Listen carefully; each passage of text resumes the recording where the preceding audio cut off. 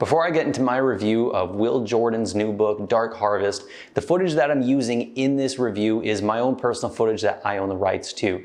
But if you want to use it for your own review of this book, you are more than welcome to. Just make sure that you tag me in the comments notifying me that you will be using the footage. Then in the description for your video, be sure to credit me for the footage. Enjoy. Snow and black rock and freezing wind.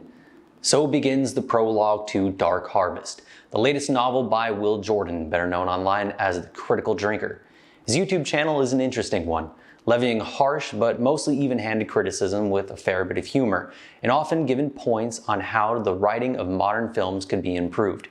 But now that I've read through his own work, does it hold up, especially when considering his critiques of the quality of modern writing?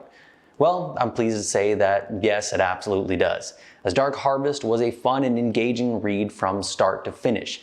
The basic premise is that a virus with the power to wipe out humanity has gotten into the wrong hands. A small group has set out to discover the truth surrounding it and preventing it from being used. It's a very simple concept, but with multiple moving parts, blending several different storylines and character POVs that all come together by the end. The Drinker strikes a good balance between giving enough descriptive information to understand character motivations, plot points, and get a sense of the scenery, without getting too weighed down by an overabundance of details. Each character that is introduced is placed there because they have a significant part to play in the story, regardless of how long they stay in said story. They all feel like real people with real histories and lives beyond the page. The two leads of Becker and Dalton are written in a way that allows them to complement each other and play off of one another's strengths and weaknesses, working well as a team rather than simply picking one or the other to be the hero of the story.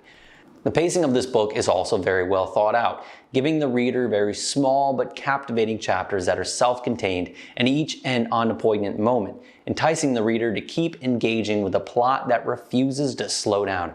The Drinker also maintains a good balance between the two fundamental genres driving the story, that being action and horror.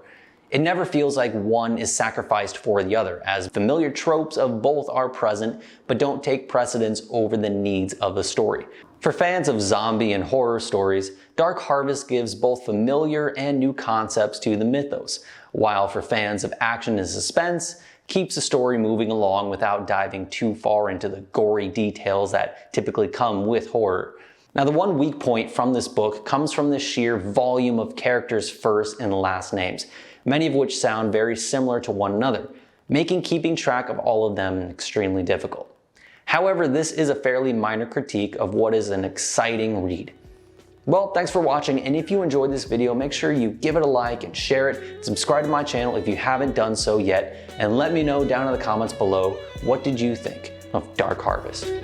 Anyway, that's all I've got for today. Go away now.